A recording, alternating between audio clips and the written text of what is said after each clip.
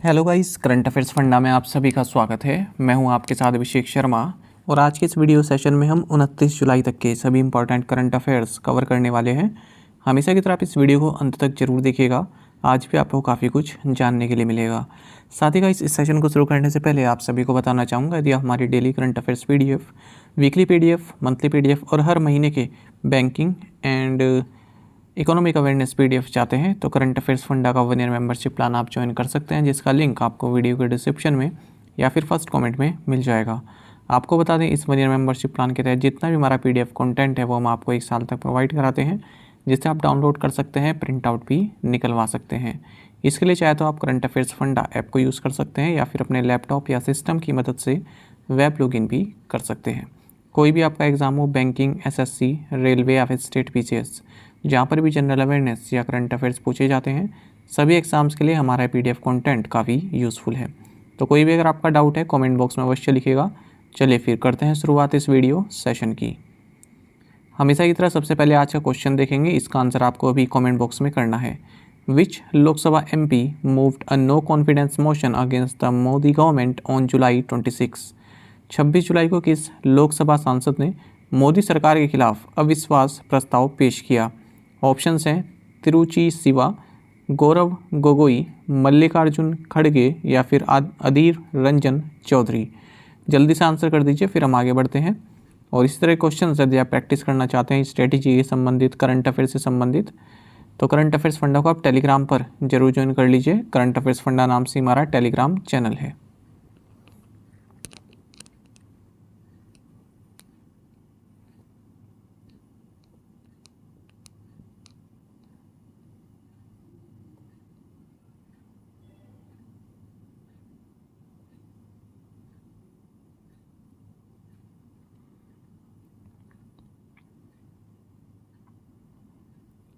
In which state was Semicon India 2023 inaugurated by Prime Minister Narendra Modi? प्रधानमंत्री नरेंद्र मोदी द्वारा Semicon India 2023 का उद्घाटन किस राज्य में किया गया है? ऑप्शंस आपके सामने हैं और सही आंसर ऑप्शन A गुजरात। आपको जानना चाहिए, प्राइम मिनिस्टर नरेंद्र मोदी ने महात्मा मंदिर गांधीनगर गुजरात में सेमिकॉन इंडिया 2023 को इनोग्रेट किया है। इस कॉन्फ्रेंस का थीम रहा कैटलाइजिंग इंडियाज सेमीकंडक्टर इकोसिस्टम। आपको जानना चाहिए, यूनियन गवर्नमेंट ने साल 2021 में 76,000 करोड़ रुपए के फाइनेंशियल आउटले के साथ सेमिकॉन इंडिया प्रोग्राम को अप्रूव किया था, ताकि देश में जो सेमीकंडक्टर इंडस्ट्री है इसको मजबूती मिल सके, एक इकोसिस्टम इसका बन सके। आपको बता दें, जो सेमिकॉन इंडिया प्रोग्राम है इसका मकसद है कि जो भी companies silicon semiconductor fabs, display fabs, fabs का मतलब होता है फैब्रिकेटेड प्लांट्स, यानी कि जो इन सेमीकंडक्टर से संबंधित जो भी आइटम्स हैं उनको प्रोड्यूस कर रही हैं। डिस्प्ले फैब्स यानी कि डिस्प्ले फैब्रिकेटेड प्लांट्स, जो मैन्युफैक्चरिंग प्लांट्स हैं उनको बोलते हैं फैब्स, जो सेमीकंडक्टर से जुड़े हुई हैं। तो सेमिकॉन इंडिया प्रोग्राम का मकसद है जो भी silicon semiconductor fabs, display fabs, compound semiconductor, silicon photonics, sensors fabs, semiconductor packaging, इनसे संबंधित जो कंपनीज हैं उनको इंसेंटिव सपोर्ट प्रोवाइड कराना। The International Astronomical Union IAU has honoured which Indian astrophysicist by naming a minor planet after him? अंतर्राष्ट्रीय खगोलीय संघ IAU ने किस भारतीय खगोल शास्त्री के नाम पर एक लघु ग्रह का नाम रखकर उन्हें सम्मानित किया है?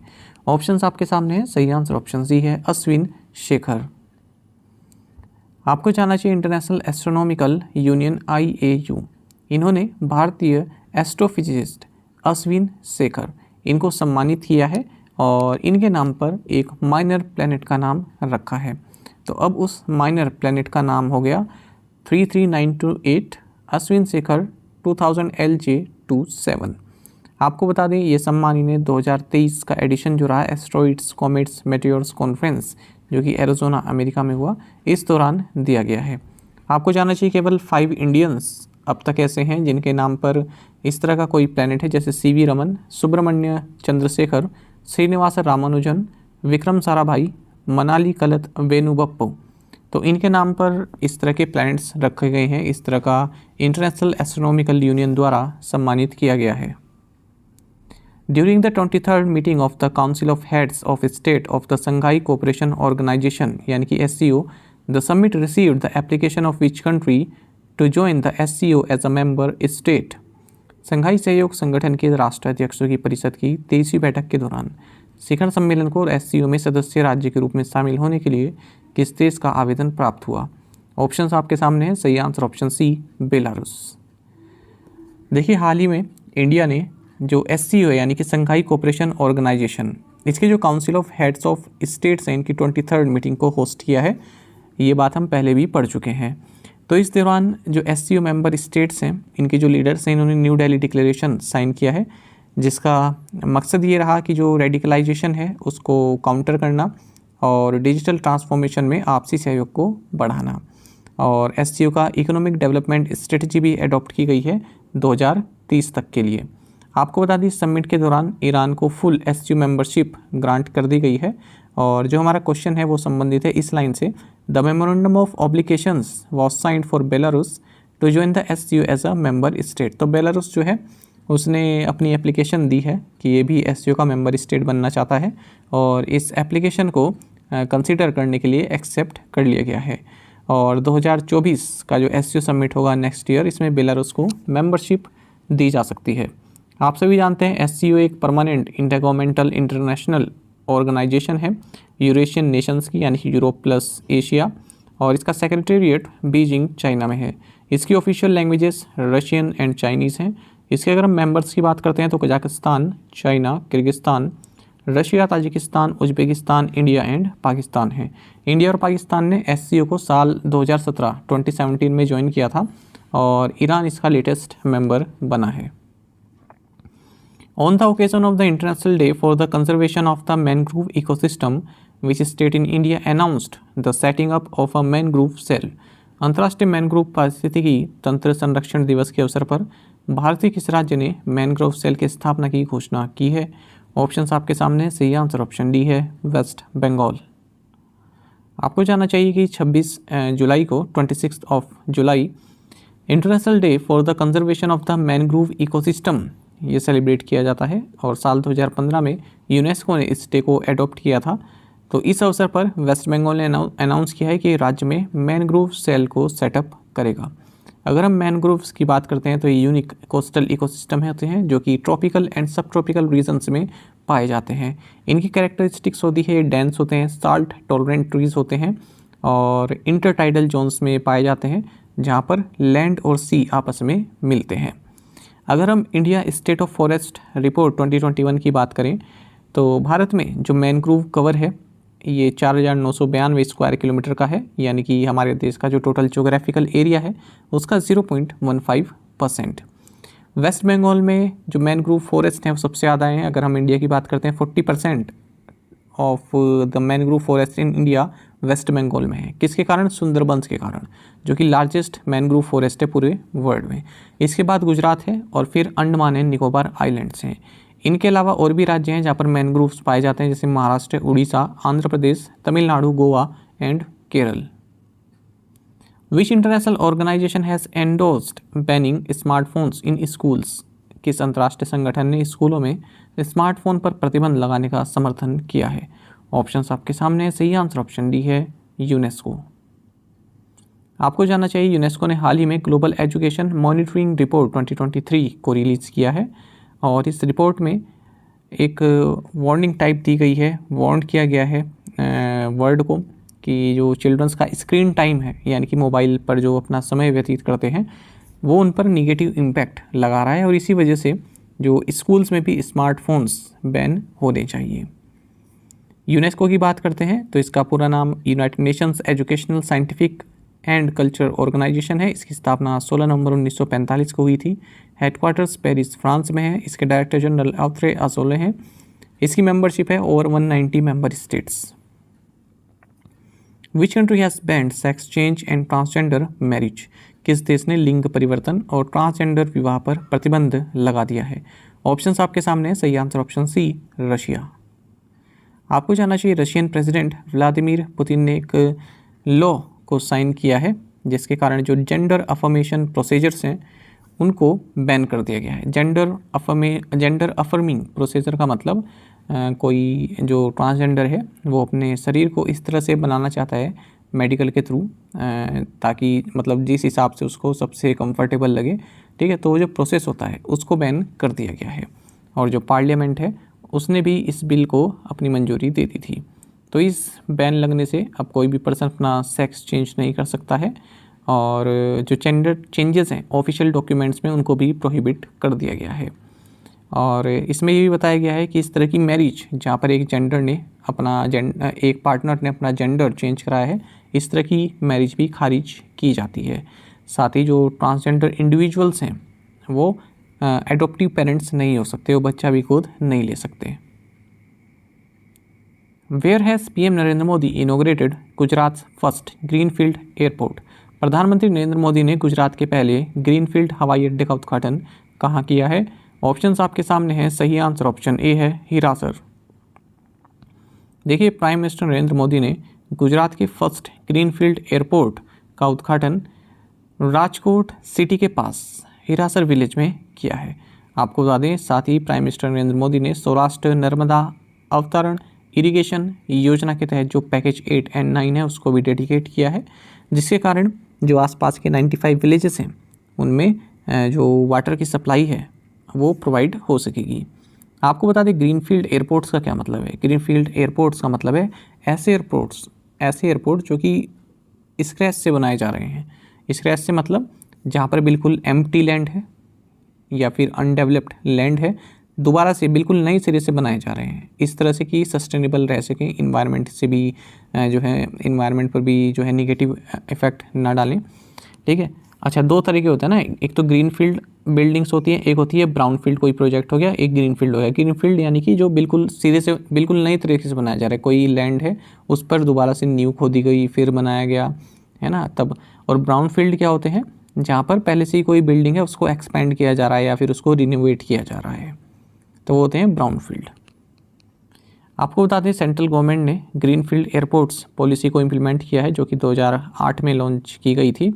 और साथ ही गवर्नमेंट ने अलग अलग राज्यों में 21 न्यू ग्रीनफील्ड एयरपोर्ट्स को इस्टेब्लिश करने के लिए इन प्रिंसिपल अप्रूवल भी दिया है। ये पॉइंट भी आपके लिए महत्वपूर्ण रहेगा। Who has been appointed as a member in the board of International Financial Services Center Authority (IFSCA) अंतर्राष्ट्रीय वित्तीय सेवा केंद्र प्राधिकरण के बोर्ड में सदस्य के रूप में किसे नियुक्त किया गया है? सही आंसर ऑप्शन ए है, प्रमोद राव। जानिएगा कि फाइनेंस मिनिस्ट्री ने हाल ही में सेबी के एग्जीक्यूटिव डायरेक्टर प्रमोद राव, इनको board of international financial services centre authority यानी कि IFSCA में एग्जीक्यूटिव डायरेक्टर, माफ़ कीजिएगा, इसमें मेंबर नियुक्त किया है। ये सेबी के एग्जीक्यूटिव डायरेक्टर हैं और ये सेबी के एक और एग्जीक्यूटिव डायरेक्टर सुजीत प्रसाद को रिप्लेस कर रहे हैं, जो कि साल 2020 से ही इसमें मेंबर हैं IFSCA में। बाकी IFSCA आप सभी जानते हैं कि स्टैट्यूटरी अथॉरिटी है, जिसको international financial services centres authority act 2019 के तहत इस्टेब्लिश किया गया, ताकि देश में जो फाइनेंशियल प्रोडक्ट्स हैं, फाइनेंशियल सर्विसेज हैं, फाइनेंशियल इंस्टीट्यूशंस हैं, उनको रेगुलेट किया जा सके। फिलहाल गिफ्ट सिटी जो कि गुजरात में है, ये इंडिया की first and only operational IFSC है। Authoor betel leaves from which state recently received a geographical indication certificate? किस राज्य के ओथुर पान के पत्तों को हाल ही में भौगोलिक संकेतक प्रमाण पत्र प्राप्त हुआ है? सही आंसर ऑप्शन सी, तमिलनाडु। आपको जाना चाहिए ओथुर बीटल लीव्स ये तमिलनाडु के तूतुकुडी डिस्ट्रिक्ट में होती हैं और इनको ज्योग्राफिकल इंडिकेशन सर्टिफिकेट दिया गया है। आपको बता दें लोकली इनको मतलब लोकल लैंग्वेज में इनको वेट्रिलाई बोलते हैं। और एक रिवर है थमीराबरानी रिवर, तो इसके कोस्ट पर भी देखने के लिए मिल जाती है, इसके मतलब इसके बैंक पर भी देखने के लिए मिलते हैं इसकी जो बेल्स होती हैं। आपको बता दें ये जो लीव्स हैं इनका मेंशन 13th सेंचुरी की एक बुक रही है, the travels of Marco Polo the Venetian, इसमें भी इसका मेंशन देखने के लिए मिलता है। Which team won premier handball league? किस टीम ने प्रीमियर हैंडबॉल लीग जीती है? ऑप्शंस आपके सामने है। सही आंसर ऑप्शन डी है, महाराष्ट्र आयरनमैन। जानिएगा महाराष्ट्र आयरनमैन ये प्रीमियर हैंडबॉल लीग के विजेता चुने गए हैं। ये पहला सीजन रहा है इस हैंडबॉल लीग का और इन्होंने गोल्डन ईगल्स उत्तर प्रदेश को फाइनल में हराया है। ये फाइनल सवाई मान सिंह इंडोर स्टेडियम जयपुर में खेला गया है। अगर हम इस प्रीमियर हैंडबॉल लीग की बात करते हैं तो इसका मोटो रहा it's a different ball game. Number of teams रही इसमें 6। देखिए कभी कभी ऐसा हो जाता है, कुछ करंट अफेयर्स 1-2 हफ्ते पुराने भी ले लेते हैं। अगर ऐसा लगता है मेरे सामने, अगर कोई ऐसा करंट अफेयर आता है कि ये छूट गया है तो मैं उसको कवर कर लेता हूँ। तो आप इस चीज़ को माइंड मत कीजिएगा कि 1 हफ्ते पहले का या 2 हफ्ते पहले का। आपका जो लक्ष्य होना चाहिए, ये होना चाहिए कि हमारे करंट अफेयर्स कवर हो जाएँ जो महत्वपूर्ण हैं। वरना ऐसे तो अगर हम लेके चलें तो करंट अफेयर्स जो हैं एक दिन में पता नहीं 20-25 बनाने के लिए कुछ भी बना सकते हैं, ठीक है, पर वो आपके एग्ज़ाम पॉइंट ऑफ व्यू से महत्वपूर्ण नहीं होते हैं। तो जो मुझे लगता है कि हाँ आपके लिए बहुत महत्वपूर्ण है वो मैं आपके लिए लेके आता हूँ। और उसमें भी फिर एक और कैटेगरी मैंने इंपॉर्टेंट की लगाई हुई है, ऊपर आप देख सकते हैं। तो आपका जो फोकस है वो ये होना चाहिए कि करंट अफेयर्स कवर हो जाएँ, ठीक है। इससे नहीं होना चाहिए, क्योंकि कुछ बच्चे कमेंट्स करते हैं कभी कभी कि ये तो पिछले हफ्ते का है या उस हफ्ते का है। यार आपको तो कवर करना है, आपके एग्ज़ाम में जब आएगा तब तक कवर हो जाएगा। Which state will launch India's first e sports academy? कौन सा राज्य भारत की पहली ई स्पोर्ट्स एकेडमी लॉन्च करेगा? सही आंसर ऑप्शन डी है, मध्य प्रदेश। तो देखिए मध्य प्रदेश स्पोर्ट्स डिपार्टमेंट हाल ही में इंडिया का फर्स्ट ऑनलाइन गेमिंग एकेडमी खोलने जा रहा है अगस्त के महीने में। और यहाँ पर एक MP state junior e sports championship भी होने वाली है। 23 जुलाई से शुरू हो गई है, 7 अगस्त तक ये चलेगी। आपको बता दें ई स्पोर्ट्स अब जो सितंबर के महीने में एशियन गेम्स होने वाले हैं उसमें भी इंक्लूड किए गए हैं। How many members are there in a task force set up by the central government to crack down on dark patterns online? Online dark pattern पर नकेल कसने के लिए केंद्र सरकार द्वारा गठित टास्क फोर्स में कितने सदस्य हैं? सही आंसर ऑप्शन सी है, 17। जानेगा सेंट्रल गवर्नमेंट ने जो ई कॉमर्स कंपनीज हैं उनसे ये कहा है कि आप अपने प्लेटफॉर्म्स पर डार्क पैटर्न्स को यूज़ ना करें, जिसके कारण जो कस्टमर्स हैं उनके साथ धोखाधड़ी होती है, वो अपनी चॉइस सही से नहीं समझ पाते हैं। इसी को देखते हुए गवर्नमेंट ने 17 मेंबर टास्क फोर्स को सेटअप किया है ताकि जो कंज्यूमर्स हैं उनको प्रोटेक्ट करने के लिए गाइडलाइंस प्रिपेयर की जा सके। आपको बता दें ministry of consumer affairs, food and publication distribution, इन्होंने उन सभी कंप्लेंट्स को क्लासीफाई करना शुरू कर दिया है जो कि इन्हें नेशनल कंज्यूमर हेल्पलाइन 1915 पर प्राप्त हुई है डार्क पैटर्न से संबंधित। आपको बता दें डार्क पैटर्न्स का मतलब क्या है, इसे डिसेप्टिव पैटर्न्स भी कहते हैं। इसका मतलब अब देखिए मैं आपको हिंदी में ही बताऊंगा, पहले इंग्लिश में देखिएगा। It refers to strategies employed by websites and apps to make users perform actions they did not intend to और discourage behaviours that are not advantageous for the companies. देखिए कभी कभी कंपनीज क्या करती हैं कि अपने कस्टमर से इस तरह के एक्शन करवा देती हैं जो वो नहीं चाहता करना। जैसे अगर हम बात करें अमेज़ॉन की, तो अमेज़ॉन प्राइम सब्सक्रिप्शन अगर आप पहले लेते थे तो उसमें यदि आप सब्सक्रिप्शन को कैंसिल करना चाहते हैं तो कई तरह के स्टेप्स उसमें इन्वॉल्व होते थे। तो जो कस्टमर है वो भी एक तरह से बिल्कुल एग्जॉस्ट हो जाता था कि इतने लंबे स्टेप्स हैं, पता नहीं क्या क्या करना पड़ रहा है इस सब्सक्रिप्शन को हटाने के लिए, तो वो उसको रहने ही देता था या परेशान हो जाता था या उसको आगे के लिए छोड़ देता, चलिए कल कर लेंगे, परसों कर लेंगे। आपने देखा होगा कई बार ईमेल्स भी हमारे पास आते हैं, हम उसको अनसब्सक्राइब करते हैं पर तब भी वो सही से नहीं हो पाते हैं। हालाँकि अब तो काफ़ी स्मूथ हो गया है प्रोसेस। कभी आप किसी भी चीज़ का सब्सक्रिप्शन लेते हैं तो जो है वो सही से नहीं हो पाता। जैसे यूट्यूब प्रीमियम है, तो बीच में क्या करने लगे यूट्यूब वाले, जैसी कुछ महत्वपूर्ण चीज़ आती थी तो कुछ ना कुछ वीडियो या तो वहाँ पर एंड कर देते थे या इस तरह का कुछ चलता था, तो आदमी क्या करता था, प्रीमियम अपना ले लेता था, यूट्यूब प्रीमियम। तो इस तरह के जो फोर्स करते हैं ना इनडायरेक्टली, उसको बोलते हैं डार्क पैटर्न्स। ये टर्म जो है एक व्यक्ति द्वारा दी गई थी, इनका नाम है हैरी ब्रिगनल। तो ये एक डिज़ाइनर रहे हैं, इन्होंने 2010 में एक टर्म दिया था डार्क पैटर्न्स। आई होप आप समझ गए होंगे इसका मतलब क्या हुआ है। देखिए डीप स्पेस और डार्क पैटर्न्स, इस तरह के जो शब्द होते हैं आपको मालूम होने चाहिए। डीप स्टेट है ना, और डार्क पैटर्न्स, इस तरह के वर्ड जो हैं आपको मालूम होने चाहिए। तो इसमें जो है कुछ टैक्टिक्स अपनाती हैं ये कंपनीज, जैसे false urgency, forced action, hidden cost, ठीक है, इस तरह की। What is the name of the telescope that has identified the most distant supermassive black hole in the galaxy named CERS 1019?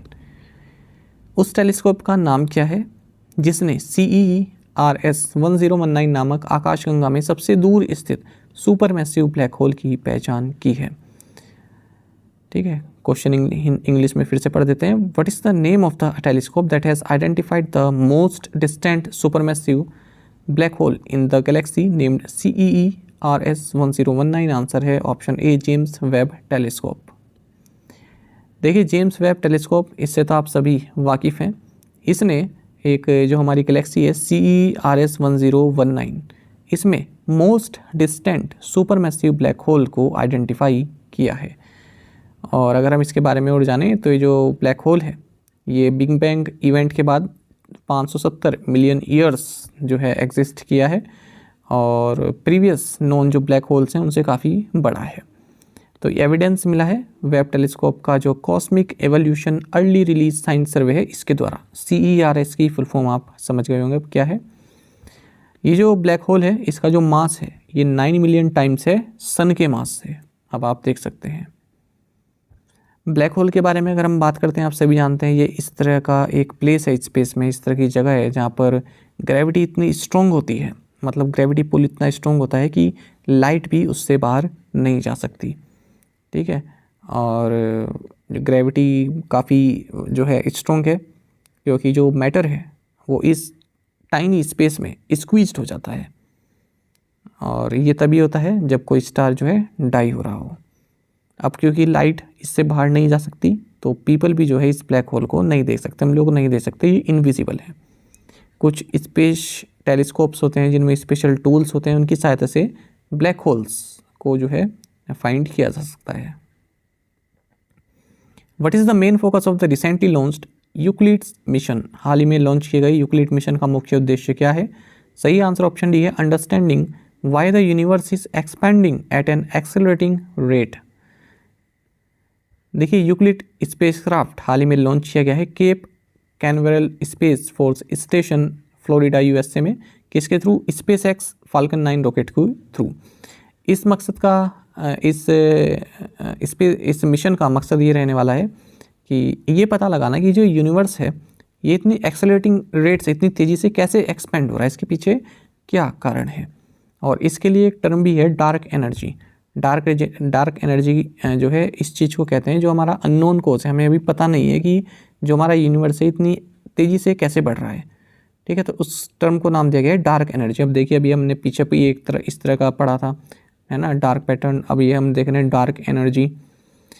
तो और जो ये स्पेस क्राफ्ट है ये कहाँ पर जाएगा? जो लैग्रांज से पॉइंट है L2, ठीक है, लगभग 1.5 million kilometres beyond Earth's orbit, यहाँ पर ये स्थित रहेगा।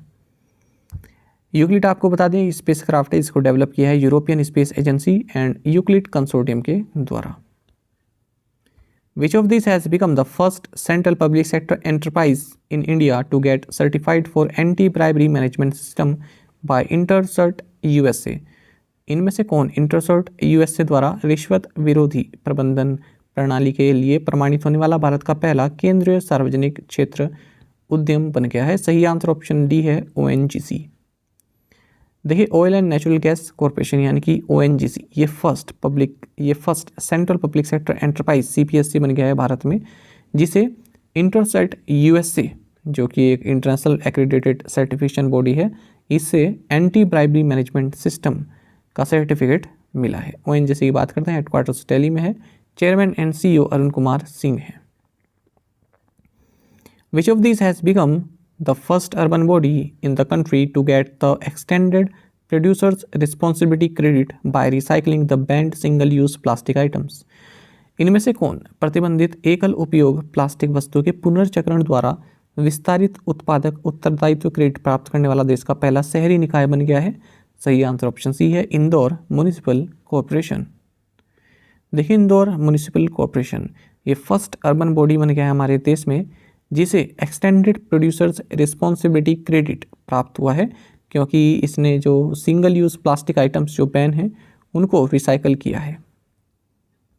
आपको बता दें, इंदौर पिछले 6 सालों से जो इंडिया की क्लीनेस्ट सिटी है ना, और पिछली बार भी यही चुनी गई थी क्लीनेस्ट सिटी, लिखा है ना, Indore was adjudged India's cleanest city for the 6th time in a row last year. in the central government's annual cleanliness survey? What is the interest rate announced by Employees Provident Fund Organization EPFO for EPF accounts in the financial year 2022-23? वित्तीय वर्ष 2022-23 में EPF खातों के लिए कर्मचारी भविष्य निधि संगठन द्वारा घोषित ब्याज दर क्या है? सही आंसर ऑप्शन सी है 8.15%। ये ना एक्चुअली क्वेश्चन में गलत लिखा है, 2022-23 नहीं 2023-24 होगा, है ना। अब जो हमारा फाइनेंशियल ईयर चल रहा है 2023-24, इसको मैं PDF में करेक्ट कर लूँगा, आप लोग अपने नोट्स में करेक्ट कर लीजिएगा यदि बना रहे हैं तो। देखिए सेंट्रल गवर्नमेंट ने सेंट्रल बोर्ड ऑफ ट्रस्टीज़ जो हैं एम्प्लॉयज़ प्रोविडेंट फंड ऑर्गेनाइजेशन के जो सेंट्रल बोर्ड ऑफ ट्रस्टीज़ हैं, इनकी जो रिकमेंडेशन थी कि जो प्रोविडेंट फंड में डिपॉजिट है उस पर जो इंटरेस्ट रेट है उसको 8.15% कर दिया जाना चाहिए, तो सेंट्रल गवर्नमेंट ने इस रिकमेंडेशन को मान लिया है। अब ये जो न्यू रेट हैं ये इस फाइनेंशियल ईयर यानी कि 2023-24 के लिए एप्लीकेबल रहने वाले हैं। आपको बता दें जो सेंट्रल बोर्ड ऑफ ट्रस्टीज़ है इन्होंने हाल ही में रिकमेंड किया था कि 8.10% जो इंटरेस्ट है उसको बढ़ाकर 8.15% कर दिया जाना चाहिए। तो 28 मार्च 2023 को रिकमेंडेशन भेजी गई थी, अब सेंट्रल गवर्नमेंट ने इनको एक्सेप्ट कर लिया है। टैलिस्मैन Saber is the largest military exercise of which country? टैलिस्मैन Saber किस देश का सबसे बड़ा द्विपक्षीय सैन्य अभ्यास है? सही आंसर ऑप्शन सी है ऑस्ट्रेलिया, ऑप्शन सी, ठीक है। अच्छा जब मैं PPT पढ़ता हूँ, एक बार पढ़ता हूँ मैं पहले, उसके बाद आपको बताता हूँ, तब मुझको ये नहीं दिखता है कि ये यहाँ पर D लिखा है जबकि आंसर C है हमारा, है ना। ऐसे ही पीछे यहाँ पर 22-23, और जब मैं आपको बताता हूँ तो शायद ऐसा होता है कि तब ज़्यादा कंसंट्रेशन रहता है, इसलिए जो है तुरंत मैं इसको एकदम देख लेता हूँ कि क्या गलती यहाँ पर हुई है। खैर PDF में सही कर देंगे। देखिए टैलिस्मैन सैबर 2023 ये इस एक्सरसाइज का 10वां एडिशन रहा है इस एक्सरसाइज का, और 22 जुलाई 2023 से शुरू हो गया है और 4 अगस्त 2023 तक ये चलने वाला है। इसकी जो ओपनिंग सेरेमनी है HMAS कैनबरा में हुई है। 13 देशों के 30,000 मिलिट्री पर्सनल इसमें पार्टिसिपेट कर रहे हैं। कौन कौन सी कंट्रीज शामिल है इसमें? Fiji, France, Indonesia, Japan, south Korea, New Zealand, Papua New Guinea, tonga, United kingdom, Canada and Germany. Philippines, Singapore and Thailand इसमें ऑब्जर्वर स्टेट्स हैं। आपको बता दें जो एक्सरसाइज टैलिस्मैन सैबर है ये बायनियल है, यानी कि 2 साल में एक बार होती है, और ऑस्ट्रेलिया की लार्जेस्ट मिलिट्री एक्सरसाइज है। तो USA के साथ मिलकर ये करती है इस एक्सरसाइज को। प्रीवियस असाइनमेंट क्वेश्चंस के आंसर हम देखेंगे। Who is the current director general of USA UNESCO, आज शब्द जो है सही नहीं निकल रहे हैं। Who is the current director general of UNESCO? Answer is Audrey अज़ोले। Which university unveiled Heritage Point showcasing its rich history? Lucknow University. Who has been appointed as the Chief Justice of Bombay High Court? Devendra Kumar Upadhyay. Kachativu Island has for long been a bone of contention between India and which country? Sri Lanka. With the theme of reaching the last mile, regional connectivity through helicopters and small aircraft, the Helicopter and Small Aircraft Summit यानी कि Heli Summit 2023 and RCS Udan 5.2 were inaugurated in which state? Answer is Madhya Pradesh. Madhya Pradesh से खजुराहो में ये इनोग्रेट किया गया। हम इसको MCQ के टर्म में भी देख चुके हैं। आज के असाइनमेंट क्वेश्चन देख लेते हैं। India's first police drone unit launched in which city? Who is the current director of the Enforcement Directorate? Where was the third G20 disaster risk reduction working group meeting being held? Meeting held, being नहीं आएगा, meeting held. Indian Army launched Operation Trinetra II in which state or UT to neutralize hiding terrorists? Hun Sen, one of the world's longest serving leaders, will resign and hand over to his eldest son after almost 4 decades of hardline rule. He is the Prime Minister of which country? तो इन 5 questions के answer आप comment box में दीजिएगा। यदि आपको एक question का answer भी आता है तो भी आप हमें कमेंट बॉक्स में बता सकते हैं। कोशिश कीजिए ज़्यादा से ज़्यादा संख्या में आप पार्टिसिपेट करें। साथ ही करंट अफेयर्स फंडा को आप टेलीग्राम पर भी ज्वाइन कर सकते हैं। यहाँ पर रेगुलर वीडियो अपडेट्स और करंट क्विजेस हम आप सभी के लिए डालते रहते हैं। साथ ही डिस्कशन ग्रुप में आप किसी भी क्वेश्चन का सोल्यूशन पा सकते हैं। दोस्तों, आप हमारे करंट अफेयर्स की पेज दी गई है, इसको आप जरूर देखें। अपने दोस्तों के साथ, फेलो एस्पिरेंट के साथ हमारे करंट अफेयर्स को शेयर आप जरूर करें। आज का ये सेशन आपको कैसा लगा आप कमेंट बॉक्स में अवश्य बताइएगा। Thank you guys.